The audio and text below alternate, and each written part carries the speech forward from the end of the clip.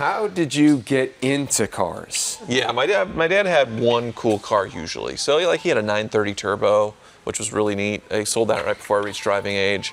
The one I was obsessed with it's still there. My white 500 SL. That's your father's. That's my grandmother's. Your grandmother's car. Well, this is the only new car that my grandmother ever got. She wanted a dining set for her house. And my grandpa's like, oh no, we don't have the money. He's out drinking with his buddies. Somebody pulls up in a new Mercedes. And the guy says, man, it was so hard for me to get qualified to buy this Mercedes. Like, you can't, it's not the money. They knew BS when they heard it. So him and his buddy, they're both drunk. They go to the Mercedes dealership. They both buy Mercedes, drive it back to the bar, and say, see, it wasn't that hard. My grandmother's like, well, what the hell? The dining set, like the stuff went over the house. She got the dining set, and then she eventually got that.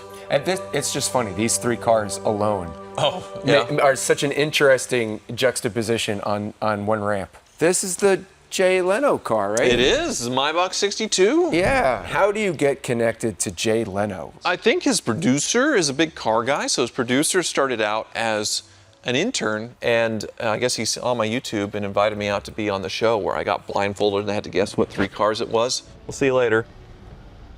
I'll put up the glass as well. Was that a surreal experience for you as just kid from Kansas into cars, and here you are? The first time being on the show, for sure, but Jay is just so disarming. It's like, he just want to talk about cars.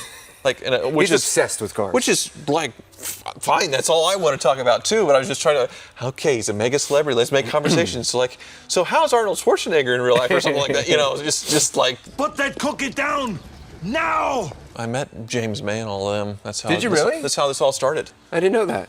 Jack TPD didn't find that one, huh? No. So what do you mean? Movies Garage would not exist without the Grand Tour. So I flew out to the first episode of the Grand Tour. So a friend of mine got tickets, and we decided to dress up as the Interceptors. I don't know if you remember that skit where they have Jensen Interceptors. Yes, yes, he loves the Jensen Interceptors. So I have this porn stash on and the pink scarf and all black, and they're wearing kind of 70s suits and all that stuff. So we're the only one cosplaying the event. We're dressed up like the Interceptors, and they're just like, this is awesome! Immediately, right off the bat. So afterwards, I tweeted Jeremy Clarkson and took with a picture of us cosplaying and said, thank you so much for having us at the Grand Tour launch. I can't wait for everybody to see it. It's going to be amazing. And he, a minute later, immediately replied to my tweet. Okay. Thank you so much for coming. It was a pleasure to meet you, all that stuff. So then my world blows up because everybody wants to know, what is this new Grand Tour going to be? There was no NDAs, but it's like, please don't.